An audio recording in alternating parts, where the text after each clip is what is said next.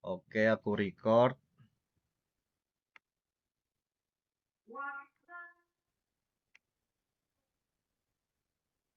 Baik, sebelumnya bismillahirrahmanirrahim. Assalamualaikum warahmatullahi wabarakatuh. Waalaikumsalam.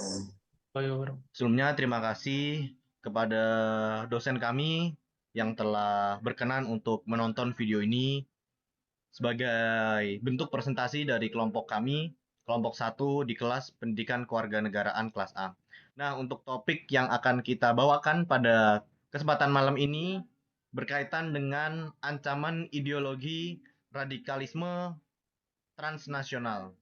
Nah, jadi di sini kita akan mengulik apa sih sebenarnya ideologi-ideologi yang terjadi, kemudian radikalisme yang sudah banyak sekali tersebar di seluruh muka bumi dari ujung negara barat hingga ujung negara timur yang sangat kita mengetahui bahwa kejadian-kejadian radikalisme ini sangatlah populer dan umum.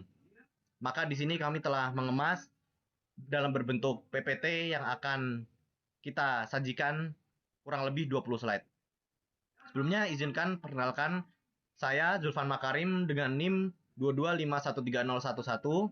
Kemudian ada rekan kami Muhammad Faisal, Rizky Ramadhani, Putra Ramadhani, Arina dan Sultan Bagu. Oke, masuk ke segmen yang pertama yaitu mengenai daftar isi. Untuk kesempatan kali ini kita akan menyampaikan mengenai definisi radikalisme, kemudian golongan radikalisme di Indonesia, kemudian penyebaran radikalisme di Nusantara, kemudian pola penyebaran radikalisme, dan yang terakhir adalah dampak radikalisme di Indonesia. Jadi untuk daftar isi yang kita sajikan dalam presentasi kali ini, sengaja kita meringkus dan merangkum kejadian-kejadian radikalisme yang cakupannya hanya skala nasional saja, khususnya di Indonesia. Seperti itu. Lanjut, nah ini masuk bagian yang pertama yaitu mengenai sejarah.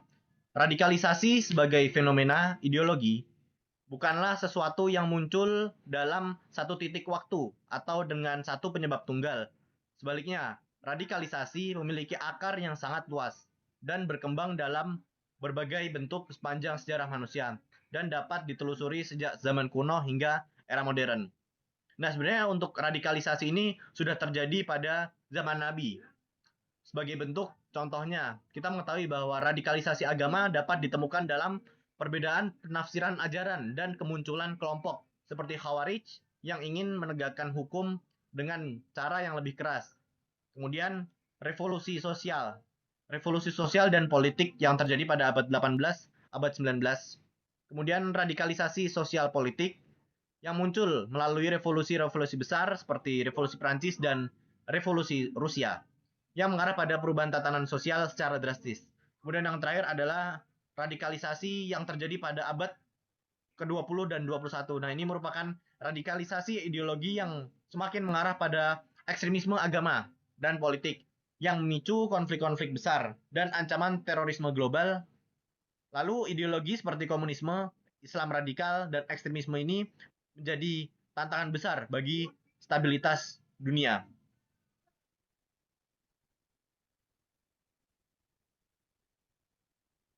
Kemudian di sini ada definisi. Definisi radikalisme menurut para ahli pengertian radikalisme adalah suatu ideologi, ide atau gagasan dan paham yang ingin melakukan perubahan pada sistem sosial dan politik dengan menggunakan cara-cara kekerasan ekstrim. Kemudian inti dari tindakan radikalisme adalah sikap dan tindakan seseorang atau kelompok tertentu yang menggunakan cara-cara kekerasan dalam mengusung perubahan yang diinginkan. Kelompok radikal umumnya menginginkan perubahan tersebut dalam tempo singkat. Sehingga radikalisme ini kita mengetahui bahwa gerakan-gerakan yang mereka lakukan ini sangatlah singkat. Sehingga secara drastis serta bertentangan dengan sistem sosial yang berlaku.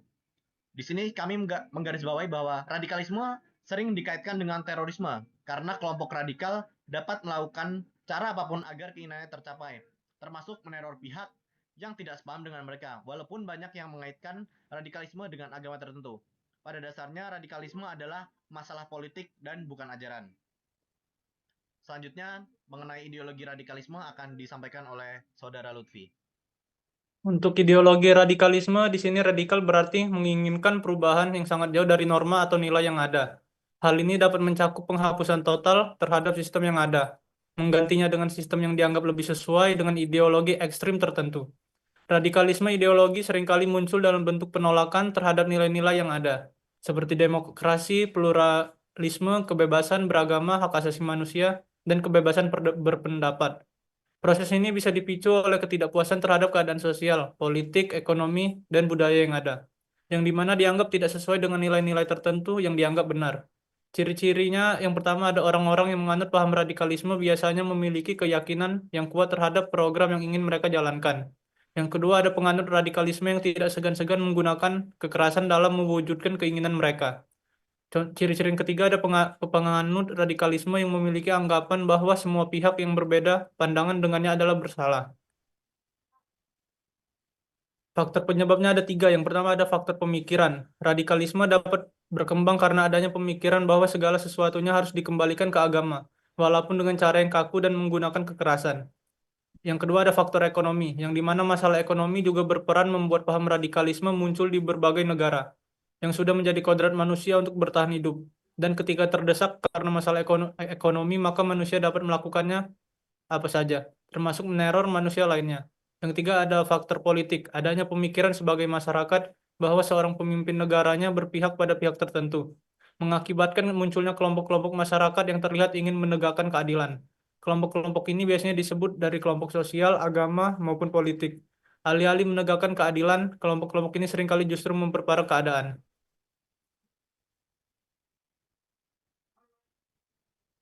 Yang keempat ada faktor sosial, yang di mana masih erat hubungannya dengan faktor ekonomi.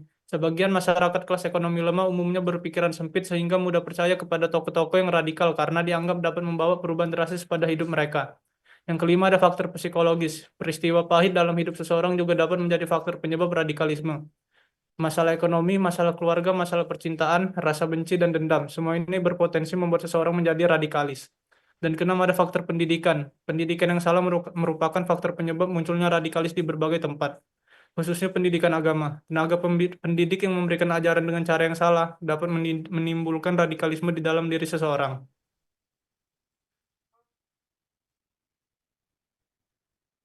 Untuk kelompok radikal dan karakteristiknya akan dilanjutkan oleh Rizky Ramadhani. Oke, selanjutnya mengenai kelompok radikal dan karakteristiknya. Yang pertama yaitu dari Jamaah Islamiyah atau JI. Jamaah Islamiyah adalah kelompok teroris yang telah lama dikenal di Indonesia, yang memiliki hubungan erat dengan Al-Qaeda. Ya, bertujuan mendirikan negara Islam di Indonesia dan negara-negara Asia Tenggara lainnya dengan cara kekerasan seperti serangan terorisme. Ciri-ciri radikalisme Jamaah Islamiyah yakni penerapan syariah secara total yang mana JI ini menginginkan penerapan hukum syariah yang ketat di Indonesia dan mereka menentang segala bentuk sistem pemerintahan sekuler atau sistem hukum yang tidak berbasis pada hukum Islam. Mereka percaya bahwa Indonesia ini harus dipimpin oleh seorang khalifah yang menegakkan syariah Islam secara total. Hubungan dengan Al-Qaeda, JI berafiliasi dengan Al-Qaeda dan mendukung upaya mereka untuk mendirikan kekhalifahan Islam global, termasuk di wilayah Asia Tenggara. JI ini melaksanakan serangkaian serangan teroris, termasuk bom Bali pada tahun 2002, yang menewaskan lebih dari 200 orang untuk menguncang Indonesia dan negara-negara sekitarnya guna memaksakan ideologi mereka dalam skala nasional.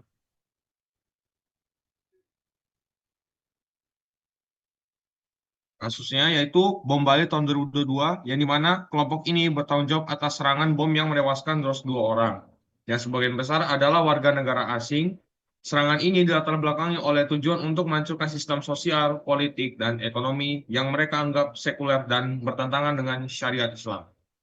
Kelompok Nurdin M. Top yang terkait dengan Al-Qaeda bertanggung jawab atas serangan bom yang menargetkan Hotel JW, Marriott, dan Ritz-Carlton di Jakarta pada Juli tahun 2009. Serangan ini menyebabkan 9 orang tewas dan puluhan lainnya luka-luka. Oke.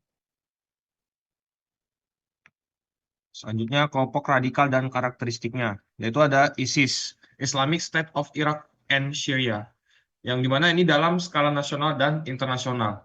Kelompok teroris yang terkenal di dunia karena aksi-aksi terorisme brutal dan ambisi mereka untuk mendirikan kekhalifahan Islam global yang menerapkan hukum syariah secara penuh. Mereka tidak hanya mengincar negara-negara barat, tetapi juga negara-negara muslim yang tidak sejalan dengan ideologi mereka.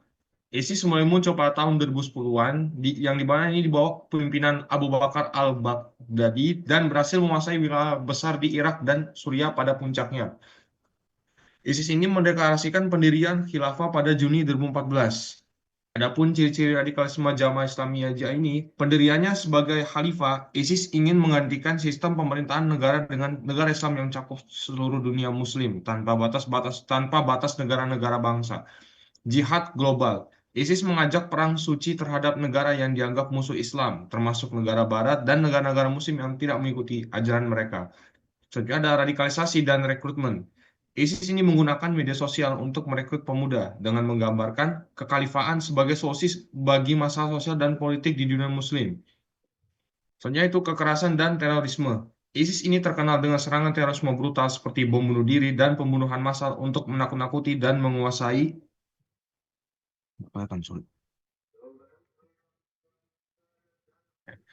Selanjutnya kasus, yaitu ada pada Januari 2016, terjadi serangan bom bunuh diri dan tembakan di Cafe Sarina, Jakarta. Serangan ini dilakukan oleh 4 orang teroris yang terkait dengan ISIS. Kemudian pada Mei tahun 2018, rangkaian serangan bom bunuh diri dilakukan di 3 gereja di Surabaya yang menewaskan lebih dari 13 orang dan melukai puluhan lainnya. Pelaku serangan ini adalah keluarga yang telah terpapar ideologi ISIS. Pada 2019, seorang pria melakukan bom bunuh diri di Mapolrestabes Medan yang juga dikaitkan dengan ISIS. Pelaku adalah seorang individu yang terpengaruh oleh propaganda ISIS melalui media sosial. Baik, untuk studi kasus yang kita sampaikan pada kesempatan presentasi ini, kami mengutip dari beberapa media yang telah terverifikasi keaslian dari beritanya dari Detikcom dan Kompas.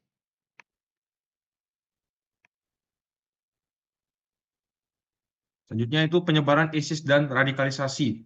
Jaringan terorisme lokal seperti Jamaah Ansarut Daulah (JAD) yang menjadi cabang ISIS di Indonesia dengan menargetkan individu yang tidak dengan kondisi sosial dan politik di Indonesia untuk menjadi bagian dari mereka. Melalui propaganda digital dengan menggunakan berbagai platform seperti YouTube, Facebook, dan Twitter dengan cara menyebarkan narasi jihad dan pesan-pesan ajakan untuk bergabung dengan janji kehidupan yang lebih mulia di bawah kepemimpinan mereka. Pemanfaatan konflik sosial dengan cara melakukan eksploitasi ketegangan seperti ketidaksetaraan ekonomi dan perbedaan identitas dengan tujuan perluasan ideologi ekstrim dan perekrutan anggota. Baik, Baik, selanjutnya ini akan dijelaskan oleh Saudara Putra Ramadhani Roni.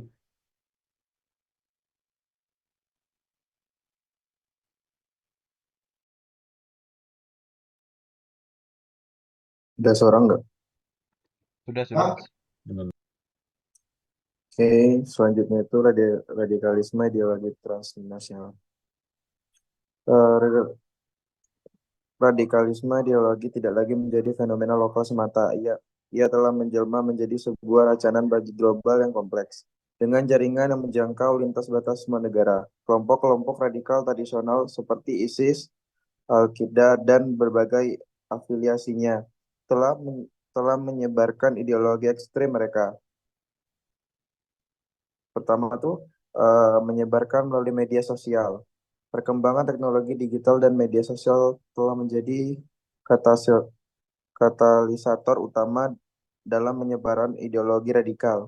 Platform online ini menawarkan ruang yang luas bagi kelompok radikal untuk menyebarkan propaganda, merekrut anggota baru, dan menginspirasi aksi kekerasan. Beberapa cara yang umum digunakan untuk menyebarkan ideologi radikal melalui media sosial antara lain. Yang pertama, video propaganda.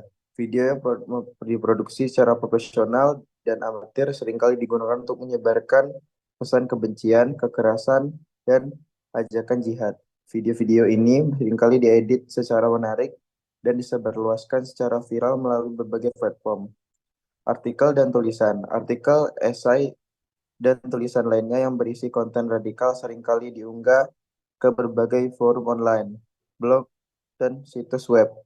Konten ini seringkali disamarkan dengan konten keagamaan atau sosial tanpa tidak berbahaya.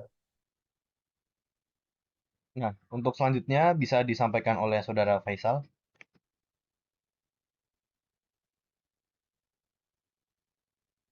Lalu ada jihad global. Konsep dari jihad global ini sendiri telah menjadi salah satu faktor pendorong utama dalam radikalisme di Indonesia. Kelompok radikal tradisional seringkali mengklaim bahwa mereka sedang berperang melawan musuh Islam di seluruh dunia. Mereka menggunakan narasi ini untuk memotivasi individu agar bergabung dalam jihad yang melakukan aksi kekerasan. Beberapa faktor yang mendorong individu di Indonesia untuk terlibat dengan jihad global itu ada tiga, yaitu yang pertama identitas agama yang kuat, Ya, yang bisa. memiliki individu yang memiliki identitas agama yang kuat dan merasa terancam oleh modernisasi atau sekularisasi dapat tertarik pada ideologi radikal yang menjanjikan kembali pada nilai-nilai agama yang murni. Lalu yang kedua ada pengaruh teman sebaya. Tekanan dari teman sebaya yang telah terpapar ideologi radikal dapat mendorong seorang untuk ikut serta dalam kegiatan radikal. Lalu yang ketiga ada kegagalan pemerintah dalam mengatasi masalah sosial. Kegagalan pemerintah dalam mengatasi masalah sosial seperti kemiskinan, pengangguran, dan diskriminasi dapat menciptakan kondisi yang kondusif bagi tumbuhnya radikalisme. Kelompok-kelompok ini, kelompok radikal nasional, kelompok ini mengedepankan ideologi nasionalisme ekstrem yang berfokus pada suatu identitas budaya, ras, atau kelompok etnis tertentu. Mereka seringkali menentang prinsip-prinsip demokrasi, plura- pluralisme, dan keberagaman yang menjadi dasar negara Indonesia, yaitu Pancasila. Dalam beberapa kasus, mereka bahkan memprovokasi ideologi yang lebih sempit dan eksklusif, seperti fasisme dan nasionalisme ekstrem, yang dapat merusak kerukunan sosial dan mengancam keberagaman budaya di Indonesia. Ya, di sini ada ciri-ciri kelompok radikalisme nasional. Itu ada intoleransi terhadap keberagaman yang dimana menolak plura- pluralisme dan keberagaman sosial, etnis, dan agama. Mereka lebih mengutamakan kepentingan kelompok mayoritas atau satu kelompok etnis tertentu.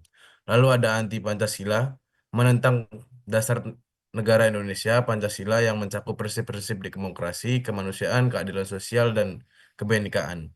Lalu yang terakhir ada rasisme dan eksklusifme, mendorong diskriminasi terhadap kelompok minoritas berdasarkan agama, ras, atau suku berbangsa tertentu.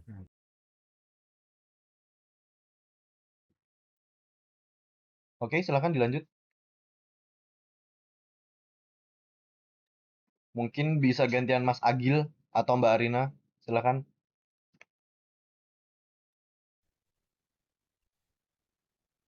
Untuk kelompok radikal separatis, kelompok separatis ini memiliki pandangan radikal yang mengingatkan pemisahan diri dari negara kesatuan Indonesia. Mereka tidak setuju dengan tatanan negara Indonesia yang mereka anggap sebagai penjajah atau penindasan terhadap kelompok etnis atau daerah tertentu, dan berusaha menggantinya dengan negara yang mereka anggap lebih sesuai dengan identitas lokal atau etnis mereka. Ciri-ciri kelompok radikal separatis ada tiga, yaitu pemisahan diri. Mereka menginginkan kemerdekaan atau memisah dari Indonesia dan mendirikan negara mereka sendiri. Yang kedua, menolak terhadap pemerintah Indonesia. Kelompok ini menolak legitimis pemerintah Indonesia dan seringkali menganggap pemerintah pusat sebagai penjajah atau penindas. Yang ketiga, menggunakan kekerasan. Untuk mencapai tujuannya, mereka menggunakan cara-cara kekerasan atau terorisme, termasuk serangan terhadap fasilitas pemerintah, aparat keamanan, atau masyarakat sipil yang dianggap mendukung pemerintah Indonesia. Contoh kelompok radikal separatis ada organisasi Papua Merdeka dan Gerakan Aceh Merdeka.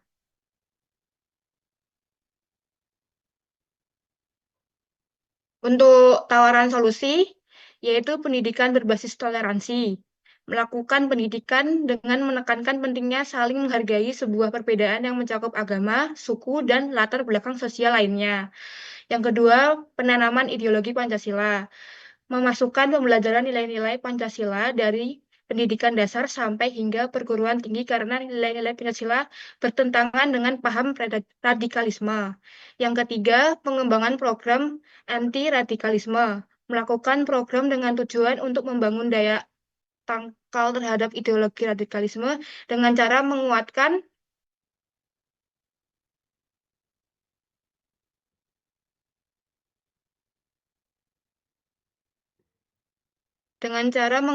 pemahaman nilai-nilai kebangsaan. Yang keempat, program lintas agama dan budaya. Melakukan program dengan tujuan membangun toleransi dan persatuan dengan cara melakukan kegiatan sosial bersama seperti festival budaya dan seminar. Baik, selanjutnya mungkin bisa disampaikan oleh Mas siapa ini yang sudah hadir? Oh ya, silakan Mas Sultan. Boleh Mas Sultan? Oke, rencana tidak lanjut. Yang pertama, pendidikan dan penyuluhan. Meningkatkan program pendidikan yang menekankan nilai-nilai toleransi, beragaman, dan Pancasila. Program ini harus mendasari semua lapisan masyarakat, terutama generasi muda, untuk membangun kesadaran akan budaya ideologi radikal. Kedua, penguatan kebijakan keamanan. Memperkuat kebijakan keamanan nasional dengan melibatkan berbagai lembaga, termasuk kepolisian dan militer, untuk melakukan deteksi awal atau dini terhadap potensi ancaman radikal. Ketiga, kerjasama internasional. Membangun kerjasama dengan negara-negara lain dalam pertukaran informasi dan strategi penanggulangan terorisme, serta berpartisipasi dalam forum internasional yang membahas isu radikalis.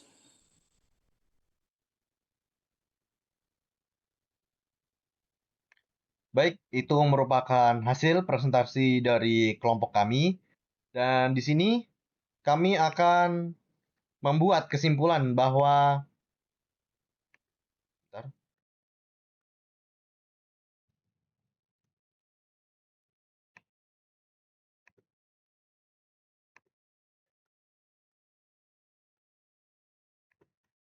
teman yang telah memaparkan presentasi pada kesempatan malam ini mengenai ideologi radikalisasi. Nah, di sini saya akan memberikan kesimpulan mengenai apa sih radikalisasi transnasional itu. Jadi, kita dapat menyimpulkan bahwa radikalisme transnasional adalah gerakan atau ideologi ekstrim yang melintasi batas negara. Namun pada topik yang kita bawakan ini spesifik di negara Indonesia. Kemudian untuk radikalisme transnasional ini menyebar melalui jaringan global dan seringkali memanfaatkan teknologi-teknologi dan media sosial. Seperti yang sudah disampaikan oleh rekan-rekan kami tadi bahwa gerakan ini tidak terbatas pada satu wilayah atau negara, tetapi memiliki dampak luas di berbagai negara. Kemudian di sini saya memberikan kesimpulan-kesimpulan yang berupa poin-poin mengenai radikalisme transnasional. Yang pertama yaitu mengenai ancaman global dan kompleks. Radikalisme transnasional menjadi ancaman yang tidak mengenal batas negara. Kelompok radikal sering beroperasi di berbagai negara dan berkoordinasi secara global. Jadi kita ketahui bahwa ideologi-ideologi radikalisme ini tidak hanya spesifik satu kelompok, tetapi dia saling berkait antar kelompok-kelompok lainnya. Kemudian kesimpulan yang kedua yaitu pengaruh teknologi.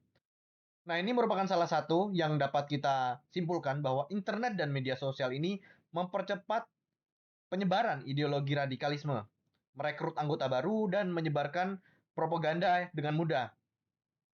Kemudian yang terakhir yaitu merupakan adalah akar masalah dari multidimensi. Faktor pendorong radikalisme transnasional meliputi ketidakadilan sosial, kemudian kemiskinan, ketidakpuasan politik, dan identitas yang terancam. Sehingga di sini sangat diperlukan kolaborasi internasional agar radikalisme transnasional ini dapat terdegradasi atau dapat berkurang secara global. Lalu kita juga memerlukan pendekatan holistik atau pendekatan hukum yang diperlukan sebagai preventif seperti pendidikan yang telah disampaikan oleh rekan kami, kemudian pendidikan, pemberdayaan masyarakat, dan kampanye kontra narasi untuk mencegah penyebaran ideologi radikal. Radikalisme transnasional adalah tantangan besar bagi stabilitas global, sehingga diperlukan sinergi global yang berkelanjutan untuk menanggulanginya. Sekian, terima kasih dari kelompok kami. Bila taufiq wal hidayah. Wassalamualaikum warahmatullahi wabarakatuh. Waalaikumsalam warahmatullahi wabarakatuh. Untuk peserta yang telah mempresentasikan, di sini ada Mas Faisal, kemudian ada saya sendiri, Zulfan Makarim, ada Mas Rizky Ramadhani, Sultan, kemudian M. Lutfi, kemudian Mas Apek, dan Mbak Rina. Baik, terima kasih kepada Bapak selaku dosen pembimbing yang telah berkenan untuk menonton video ini. Kami tutup. Wassalamualaikum warahmatullahi wabarakatuh. Salam warahmatullahi wabarakatuh.